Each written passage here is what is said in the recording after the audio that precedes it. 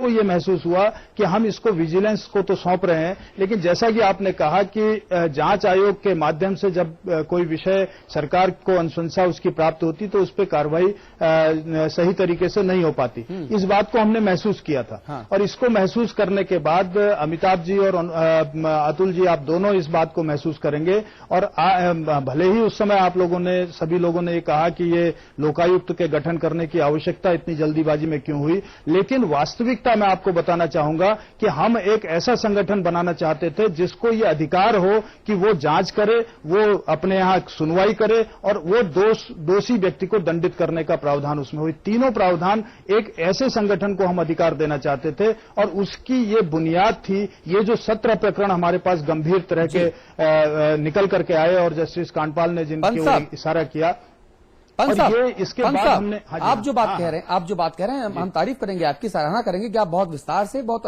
अच्छे से एनालिटिकल हिसाब से चीजों को बता रहे हैं। अगर आपकी सरकार में, जैसा कि आप जानकारी दे रहे हैं कि साहब गड़बड़झाला नहीं हुआ, तो आप बधाई के पात्र हैं।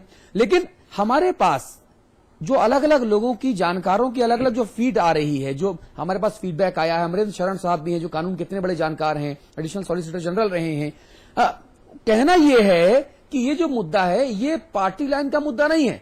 कोई भी सरकार हो, मैं तो ये कह रहा हूं कि कांग्रेस की सरकार हो या आपकी हो, आपकी आएगी या कांग्रेस की रही हो, मैं सिर्फ ये कह रहा हूं कि साहब जांच आयोगों का जो गठन किया जाता है, जब जब वो राजनीतिक रोटियां सेकने के लिए किया जाता है, तब तब उसकी दुर्गति होती है, जैसी अभी मेरे पास आंकड़ों में हो रही है। अतुल, एक सवाल में प्रकाश जी, आपसे और हीरा सिंह जी दोनों से एक सवाल पूछता हूं, बहुत व्यवहारिक, जो उत्तराखंड का आम आदमी समझ पाए। बहुत टेक्निकल बात तो समझ नहीं आएगी दर्शक को। हाँ। बहुत सरल भाषा में, सबसे पहले श्री गणेश किया भारतीय जनता पार्टी ने वहां शासन का, नित्यानंद स्वामी बने। भाजपा की सरकार पर आरोप लगाए कांग्रेस ने, भ्रष्टाचार, कदाचार, दुराचार सबके। कांग्रेस की सरकार आई, नरेंद्र तिवारी की 5 साल, उस पर आरोप लगाए भारतीय जनता पार्टी ने। उसके बाद फिर भाजपा की सरकार आई, फिर कांग्रेस की सरकार आ गई। यही न चक्र है। जब सब लोग एक दूसरे पर आरोप लगा रहे थे भ्रष्टाचार के, तो जब हुकूमत में आए तो उन किसी आदमी को जेल हुई क्या? 10-20-50 लोगों को? नहीं अमिताभ जी, मैं आपको रोकना चाहूंगा। मैंने आपको बताया कि 17 प्रकरण में दोषी पाए गए, विजिलेंस को प्रकरण सौंपे गए। आगे कार्रवाई तो न्यायिक प्रक्रिया से गुजरना पड़ेगा ना हमको। हम किसी भी एक ऐसे शीर्ष पदाधिकारी को सीधे जेल नहीं भेज सकते, वो न्यायिक प्रक्रिया से गुजरना पड़ेगा। पंत साहब, अगर 5 बरस में पंडित नारायण दत्त तिवारी न्यायिक प्रक्रिया पूरी नहीं कर पाए और 5 बरस में भारतीय जनता पार्टी न्यायिक प्रक्रिया पूरी नहीं कर पाई, तब तो फिर इस पर क्या टिप्पणी टिप्पणी की जरूरत नहीं ना। अमिताभ जी देखिए, जो लोकायुक्त की बात मैंने कही थी, जो मैंने अभी अपने विषय में कहा कि उस लोकायुक्त को हम इतना मजबूत बनाना चाहते थे, जिसके माध्यम से हमने कहा कि इस फास्ट ट्रैक कोर्ट होगा, एक साल के अंदर अगली बात है, लोकायुक्त अगली सीढ़ी है, लेकिन मौजूदा कानून भी सरकार को ये हकूक देते हैं कि वो किसी भी भ्रष्टाचारी को उठा के बंद कर पाए। अमिताभ जी, मौजूदा कानून व्यवस्था में कहीं न कहीं कुछ ऐसे लूप होल्स हैं जिनके चलते हुए न्याय सही समय पर नहीं हो पाता। इच्छा शक्ति की कमी है, इच्छा शक्ति की कमी है। अन्यथा एंटी करप्शन एक्ट के तहत प्रधानमंत्री को भी इंट्रोगेट एक दरोगा कर सकता है। कानून इस बात की छूट देता है। नहीं अमिताभ जी, ये केवल किताबी बातें हैं, ये कहने की बातें हैं, सच्चाई इससे दूर है। मैं कह रहा हूं, मैंने कहा कि 31 अक्टूबर 2011 को जब ये सारे 17 प्रकरण सौंप दिए गए विजिलेंस को, हमने महसूस किया कि हम इसमें से ये निकल करके आ जाएंगे, क्योंकि इसमें बड़े बड़े लोग हैं। आप कहेंगे तो मैं नाम खोल सकता हूं, मैं सारे नाम लेकर के आया हूं, सारे प्रकरण लेकर के आपके समक्ष खोल सकता हूं, लेकिन इसको रोकने का एकमात्र, क्योंकि ये पीड़ा हमारी है। हमने 1994 से लेकर के आज तक उत्तराखंड राज्य के स्थापना काल तक हमने आंदोलन किया, और मैं साक्षी और दृष्टा रहा हूं उत्तराखंड की विधानसभा में इन 12 वर्षों के अंदर। अभी जनता ने मुझे अवसर नहीं दिया, 12 वर्ष तक सारी जनता के उस दुख दर्द का मैं साक्षी और दृष्टा विधानसभा के अंदर रहा हूं। ये पीड़ा हमारी है। माननीय हीरा सिंह जी हमारे साथ हैं, उनकी भी ये पीड़ा है कि आखिर ये जो भ्रष्टाचारी लोग हैं ये जेल के अंदर जाने चाहिए। आवश्यकता नहीं है, वो कितने ही बड़े शीर्ष पदाधिकारी हो, उसको जेल, उसकी जगह दैहिक दैविक भौतिक तापा राम राज ने काहू व्यापा तुलसी बाबा लिख गए, वैसा हो जाए तो बहुत अच्छा। लेकिन हकीकत ये है आज की तारीख में जिस पर जेरे बहस है वो ये कि एक भी भ्रष्टाचारी को सजा नहीं हुई, न इनके शासन में न आपके शासन में। हीरा सिंह बिष्ट जी केंद्र से लगा के उत्तराखंड राज्य तक देख लीजिए। मैं आपका धन्यवाद करता हूं कि आपने बहुत महत्वपूर्ण विषय उठाया। ये आयोग बनाने की प्रक्रिया 2007 में बीजेपी शासनकाल में हुई, जो कांग्रेस के ऊपर 56 घोटालों की बात आई। हमारी पार्टी ने हर समय यह कहा कि अगर किसी ने भ्रष्टाचार किया उसको सजा मिलनी चाहिए, उसका एक्सपोजर होना चाहिए और उसको सजा होनी चाहिए। लेकिन 5 साल बिताने के बाद अंत में रिपोर्ट बनाई जाती है और 6 जजेज बदले जाते हैं। क्या वर्मा आ गए, श्रीवास्तव आ गए, कांडपाल जी आ गए, दूसरे आ गए, तीसरे इसलिए आए कि जो शायद बीजेपी के शीर्ष नेतृत्व तो चाहते थे कि फलाने आदमी को फंसाया जाए, वो आदमी फंस नहीं रहा था, तो जजेस बदलने की आवश्यकता थी? कोई जवाब नहीं इनके पास। एक जज को समय देते, काम करते, समयबद्ध तरीके से काम होता। हम भी चाहते हैं कि उत्तराखंड जैसे राज्य में भ्रष्टाचार का खात्मा हो। जो गलत आदमी है, जो लूटने के लिए सत्ता में आना चाहते हैं, उनको सजा मिले, एक्सपोज हो। लेकिन बीजेपी कर नहीं पाई। 56 घोटाले का आलाप जैसे शाह आयोग इंदिरा गांधी के खिलाफ बनाया गया, वही आलाप करे 5 साल लोगों को डराने के लिए। हम भी चाहते परिणाम सामने आए। और यहां तक कि आयोग के अध्यक्ष ने भी गवर्नर तक को शिकायत की कि हमारी कोई नहीं सुन रहा, हमारी रिकमेंडेशन कोई नहीं सुन रहा। जब प्राइमा फेसिया केस बन रहा है तो क्यों नहीं आप एफआईआर लॉन्च करके कार्रवाई कराते? क्यों नहीं विजिलेंस को तत्काल? अच्छा, अमरेंद्र शरण जी हमारे साथ हैं। अमरेंद्र शरण जी, अमरेंद्र जी मेरी आवाज आ रही है? बिल्कुल बिल्कुल जी, ये मुझे बताइए, दोनों अलग अलग पार्टियों के दोनों इन बड़े नेताओं की बातचीत के बाद क्या कुछ कानूनी तौर पर समझ में आता है जो जनता को आप समझा सकते हैं? मैं आज ये समझता हूं कि उत्तराखंड में एक न्यायाधीश मुख्यमंत्री हैं और वहां के गवर्नर पहले सुप्रीम कोर्ट के वकील रह चुके हैं।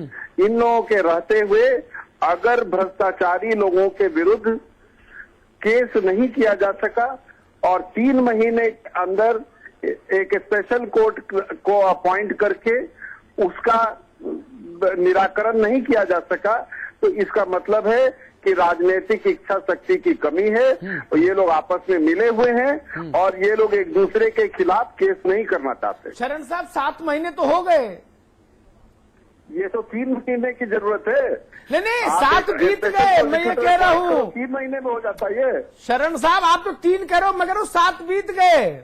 और कांग्रेस ने भारतीय जनता पार्टी की सरकार पर 100 घपले घोटालों का आरोप लगाया था, कहा था 100 की लिस्ट हमारे पास है।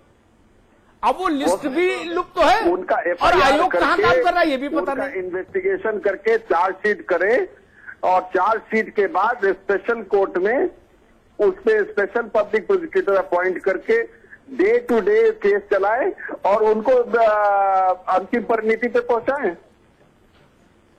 जी, अभी तो हमारे 7 महीने केवल हुए, थोड़ा टाइम दो। 5 साल में बीजेपी कुछ नहीं कर पाई। हम समझते हैं 1 साल का समय तो दें हमें काम करने का। नहीं, तभी तो सॉलिसिटर जनरल साहब कह रहे हैं, तभी अमरेंद्र शरण कह रहे हैं कि सब लोग मिले हुए हैं। पूर्व न्यायाधीश चीफ मिनिस्टर हैं और सुप्रीम कोर्ट की एक सशक्त एडवोकेट वहां पर गवर्नर हैं। वहां पे अगर नहीं हो सकता तो इसका मतलब कहाँ होगा हिंदुस्तान में? नहीं अतुल जी, बिल्कुल ठीक कह रहे। थोड़ी प्रतीक्षा कीजिएगा। जो न्यायाधीश हमारे मुख्यमंत्री हैं, निश्चित रूप से कार्रवाई होगी। जनता को जो आश्वासन हमने दिया, जनता का जो जनता ने हमें सत्ता किया, उसका परिणाम बहुत जल्दी सामने आएगा। नहीं अतुल जी, देखिए ऐसा है कि जब कोई प्रकरण, जब प्रामाणिक प्रकरण होगा ही नहीं तो जांच किस बात की होगी? हमने तो उन 55 परिवादों के 68 मामलों पर एफआईआर कायम करने के लिए विजिलेंस को सौंप दिया कि आप अपने स्तर पर कार्रवाई कीजिए, और वो 31 अक्टूबर 2011 को प्रकरण उनको सौंप दिए गए। अब सरकार बदल गई तो निश्चित रूप से वो ठंडे बस्ते पे इन्होंने डाल दिया होगा, क्योंकि इसमें ऐसे महत्वपूर्ण लोग उसमें इन्वॉल्व हो रहे थे जिसके माध्यम से हमें ये लगा कि ये किसी न किसी तरीके से बच के निकल आएंगे। और इसके लिए ही हमारी ये अनुशंसा थी कि हम फास्ट ट्रैक कोर्ट बनाना चाहते थे जो 1 साल के अंदर अंदर निर्णय दे सके, ताकि ये कोई भी भ्रष्टाचारी हो, भले ही मुख्यमंत्री स्तर का हो या किसी भी बड़े स्तर का हो, वो भी इसके दायरे से न बच पाए, ऐसी हमारी कल्पना थी। इन्होंने आरोप लगाया, इन्होंने जितनी भी तरह के आरोप लगाए, इन्होंने कहा कि वो आपके ये कुंभ के में घोटाला हो गया या कितने में घोटाला हो गया, जबकि कहीं से कहीं तक कोई विषय निकल करके नहीं आ रहा है। इन्होंने अभी जो आयोग बनाया भी है, मैं आपको आज जिम्मेदारी के साथ इस मंच से कहना चाहूंगा कि एक भी प्रकरण पर ये कोई भी ऐसा प्रकरण निकाल नहीं पाएंगे जिसमें ये कहेंगे कि ये प्रमाणिक रूप से घोटाला है। हमने 17 प्रकरणों को प्रमाणिक रूप से बताया है, प्रमाणिक रूप से उसको विजिलेंस को सौंपा है। अगर आप में इच्छा शक्ति है तो आप उन प्रकरणों पर जेल डालने की कार्रवाई करिए, अगर आप पर इच्छा शक्ति है। क्योंकि आयोग, अब जहां तक आपने आयोग बदलने की बात कही, आयोग के अध्यक्षों के बदलने की बात कही, अब दुर्भाग्य था ये असमय वो कलवित हो गए, असमय उनका निधन हो गया, उसमें हम क्या कर सकते थे इसके। लेकिन हमारी ये मंशा थी कि हम चाहते थे कि जितने भी भ्रष्टाचार के आरोप जनता लगा रही है, ये केवल भारतीय जनता पार्टी ने नहीं लगाए, आप उन परिवादों को उठा करके अगर देखेंगे तो जनता ने वो विषय लिए हैं। हमने खुले उसके विज्ञापन के माध्यम से उस विषय को कहा कि आप बताइए कहां कहां भ्रष्टाचार हुआ है, कदाचार हुआ है, हम उस पर कार्रवाई करना चाहते हैं। ठीक बात है। अमरेश शरण जी, जिस तरह से अलग अलग मंचों से ये कहा, और जो अमिताभ जी ने उद्बोधन की शुरुआत में कहा कि जो बड़े राजनीतिक दल हैं, उनके जो बड़े नेता हैं, चाहे वो परिवार के लोग हों, चाहे परिवार से अलग हों, जो बड़े नेता हैं वो एक सेल्फ इम्यूनिटी नाम का शब्द इजाद कर लेते हैं कि साहब गडकरी साहब हों, शरद पवार साहब हों, दोनों भाई भाई एक दूसरे को पॉलिटिकली वो क्रिटिसाइज करेंगे लेकिन अंदर खाने एक रहेंगे। अरविंद केजरीवाल जब ये बात कहते हैं कि साहब ना तो गडकरी के खिलाफ कार्रवाई होगी और ना वाड्रा के खिलाफ कार्रवाई होगी, तब नेताओं का, राजनीतिक दलों के लोगों का मेल मिलाप सामने आता है। क्या उत्तराखंड में कानूनी तौर पर वही मेल मिलाप दिखाई पड़ता है आपको? हमको तो इतना साफ दिखता है कि राजनीतिक इच्छा शक्ति की कमी है और भ्रष्टाचार के खिलाफ जिस तरह से कटिबद्ध होकर लड़ना चाहिए उस तरह से लड़ाई नहीं हो रही है, और सरकार भी वहां पर उतनी मजबूती से एक्शन नहीं ले रही है जितना लेना चाहिए। हाँ, मैं एक बात मानता हूं कि वहां पर कम से कम 1-2 साल का समय दिया जाना चाहिए। अभी तो उनका 7 महीना ही हुआ है, और वहां के जो मुख्यमंत्री हैं वो पूर्व न्यायाधीश रह चुके हैं, कानून के अच्छे जानकार हैं, हाँ। गवर्नर भी अच्छी जानकार हैं। हाँ। इन लोगों को मिलके जरूर इसका निराकरण करना चाहिए, नहीं तो पॉलिटिकल क्लास पर जनता का विश्वास जाता रहेगा, जो डेमोक्रेसी के लिए अच्छा नहीं होगा। जी, इस वक्त हमारे साथ सुबोध उनियाल साहब फोन लाइन पर जुड़े हैं। सुबोध जी, हमारी आवाज आ रही है? सुबोध उनियाल साहब हमारे साथ हैं आप? सरकार का पक्ष जानने के लिए हमारे साथ सुबोध उनियाल साहब जुड़ेंगे कुछ देर बाद। हीरा सिंह बिष्ट जी, आप कुछ कहना चाह रहे थे? मैं यह कहना चाह रहा था कि कांग्रेस की मंशा कभी भी राजनीतिक बदले की भावना से काम करने की रही है। जिन्होंने अपराध किया, केंद्र में भी ए राजा जेल में गए, कलवाड़ी जेल में गए। अगर हमने अपराध किया तो भाई साहब केंद्र में बिल्कुल मत जाइए। केंद्र में जाएंगे तो मैं वाड्रा साहब का नाम ले लूंगा, मैं वाड्रा का नाम लूंगा तो आपको मिर्ची लग जाएगी। वो नाम ले लीजिए। केंद्र में मत जाइए, केंद्र में मत जाइए, बुरे फंसेंगे। उत्तराखंड की पिच पे खेलेंगे तो बल्ले पे गेंद अच्छे से आएगी। नहीं, हमने गलत किया होगा, नहीं, परिणाम भुगतने को तैयार है। नहीं अतुल जी, उत्तराखंड पे भी पिच पे इनके बल्ले पे गेंद नहीं आएगी। अभी एडवोकेट जनरल साहब ने कहा कि 2 साल का समय कम से कम हमको चाहिए। सुबोध उनियाल जी जुड़ गए हमारे साथ। सुबोध उनियाल जी, सुबोध उनियाल जी, मेरी आवाज आ रही है? जी आ रही है जी। समाचार पत्र पर बहुत स्वागत करना चाहूंगा मैं आपका। मैं सिर्फ एक चीज पे हम डिस्कशन कर रहे हैं, हमारा वक्त खत्म हो चुका है लेकिन आपसे बात करना जरूरी था। मुद्दा यह है कि राजनीतिक इच्छा शक्ति, दरअसल उत्तराखंड में अलग अलग दलों की सरकारें आई, बीजेपी आई, कांग्रेस आई, बीजेपी आई, कांग्रेस आई, राजनीतिक इच्छा शक्ति चूंकि दिखाई नहीं गई, इसीलिए अलग अलग मामलों की जांच के लिए जो आयोग बने वो केवल सरकारी तौर पर फाइलों तक सीमित होकर रह गए। देखिए, जहां तक भारतीय जनता पार्टी का आपको कहना है, तिवारी जी की सरकार ने जब हमारी 2002 में सरकार आई थी तो हम लोगों ने इस प्रदेश की लोगों की भावनाओं के अनुरूप प्रदेश को विकास के रास्ते पर आगे ले जाने का संकल्प के साथ काम करना प्रारंभ किया, और निश्चित रूप से 2007 तक हमने इंफ्रास्ट्रक्चर डेवलपमेंट से लेके नए रोजगार के संसाधनों से लेके इंडस्ट्रियलाइजेशन से लेकर के तमाम चीजों पर काम किया। और उसके बाद जब 2007 में दुर्भाग्य से हम लोग चले गए तो भारतीय जनता पार्टी ने 2007 के चुनाव में जिस तरह से लोगों को भड़काकर 56 घोटालों की बात करके और तमाम तरह से भड़का के जो सत्ता में कब्जा करने के बाद जिस 5 साल तक। हेलो जी, आपकी आवाज आ रही, बोलिए।